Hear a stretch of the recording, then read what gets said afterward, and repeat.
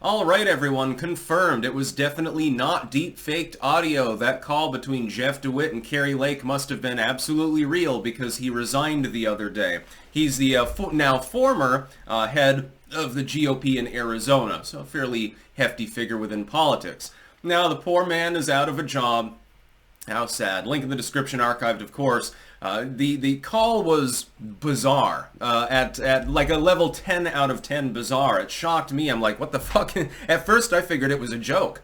I figured, okay, somebody used an AI program and they made this call up to stir up trouble in Arizona or something like that. No, it's real. Kari Lake confirmed it. Then she said, oh, by the way, I'm going to go on Rumble tonight to discuss this live. And it wasn't long after that she announced that Jeff DeWitt resigned. I'm just imagining, like, can you imagine, much better than the call itself, because it was bizarre. I'll get into the content of the call briefly in a moment. But first, let me pause this line. Can you imagine the phone calls between DeWitt and all of his staff and family and political friends after this was revealed? Oh, God, can you imagine how goddamn hilarious those must have been? Jeff, pick up, man. Oh, thank God. We've got one hell of a problem. You might want to think about resigning. What? You know that phone call you made with Kari Lake some time ago? Well, yeah, it got leaked by the Daily Mail. Whoops. Sorry, dude, but I don't think we're going to be able to circle enough wagons around you for this one. So he's resigned. Now, the call was effectively an attempt at bribery, as well as some really bizarre asides. Like Jeff DeWitt said, well, don't tell anyone that I told you this. If anyone knows that this phone call happened, like, I'll turn my key in the car in the morning and my car will blow up and they'll kill me, basically.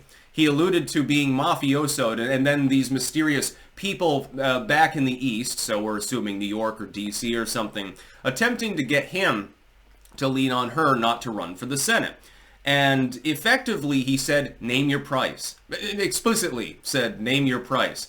Look, there are a lot of powerful people that don't want you in this race, and they're willing to spend any amount of money to stop you. So you just hold on a couple of years before you run for office, and we'll pay you whatever the hell you want. Now, I think I know why. Kari Lake is MAGA.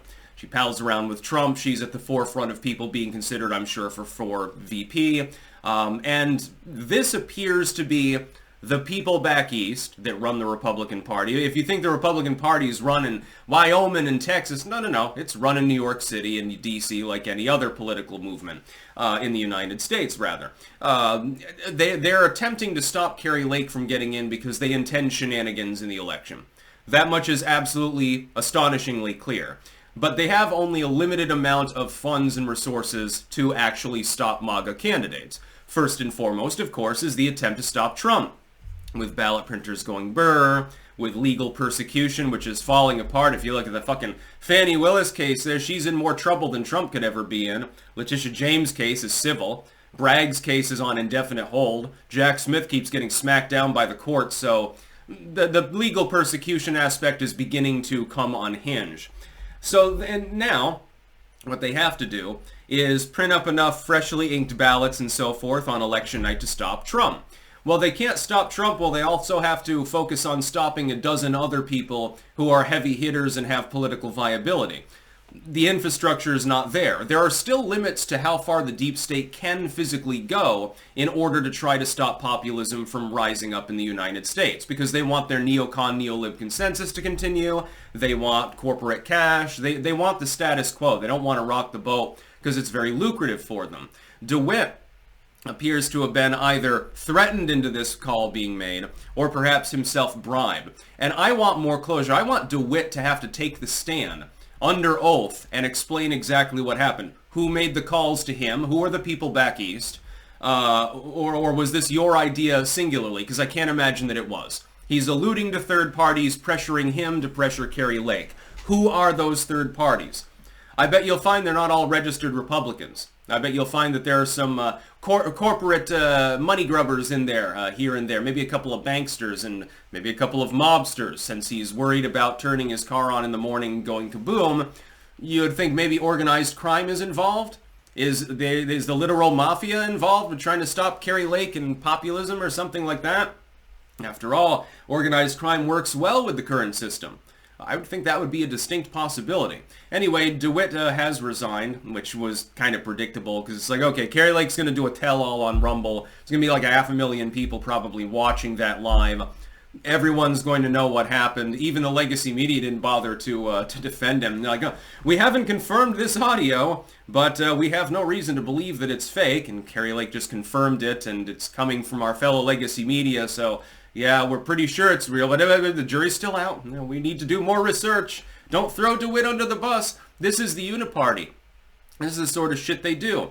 If you get into politics and you make a good name for yourself, they're going to try to buy you off.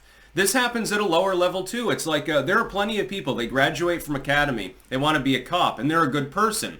But when they get there, they find the commissioner's corrupt, the chief is corrupt, half of the fellow officers are corrupt, and they try to corrupt them too. Hey, go ahead and grab some of the drugs from the lockup. Nobody will know. We'll just falsify the paperwork. The chief snorts coke all the time. Commissioner says, well, we don't have enough arrests, so start planting drugs in black people's cars and shit like that. An officer under the circumstances either gets fired or they have to become corrupt.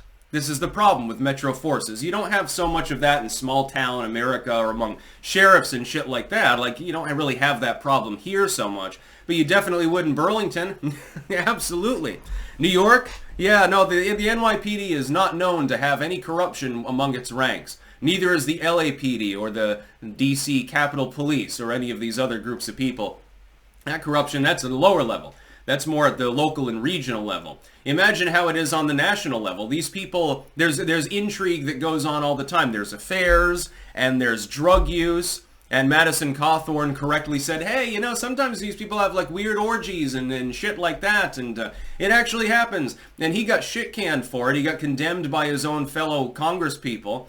And then, not long afterwards, we had those individuals that were fucking in the what was it, the Capitol, or in the Senate building there, and filming it for OnlyFans, part of their gay orgiastic rights there, and then tried to play victim. Oh my God, you wouldn't care if it was street sex. Well, yeah, all those fluids on the senators' seats might need a cleanup, so you might want to at least tell the janitor, hey, we made a little bit of a mess in there, some poo smeared on the desk and the chairs. Jeff DeWit is a sign of is just a symptom. Don't think of this as a singular incident. With the people back east comments and the powerful people who want to stop you comments and things like that, this bribery scandal is far bigger than people realize, because it connects to a network of people, moneyed, empowered, interested parties that go far beyond Jeff DeWit. It's not just DeWit. It's clearly unipartyists that don't like MAGA conservatism or populism, whichever you choose to deem it, and wanted to stop Kari Lake because they don't want her in the mix to have to be flummoxed at the same time when they're clearly going to try to toy with the 24 election. They are clearly going to try to do so. They're already interfering with it on a day-to-day basis now. And Jeff DeWit is a symptom of a much larger disease. Imagine that you've got a runny nose. Well, what caused the runny nose? There's probably some sort of sickness in your body that's causing it to run.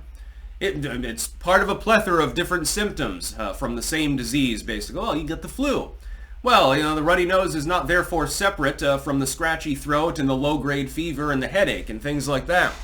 It's part of a central system that goes further than the symptom itself. That's about all. Peace out.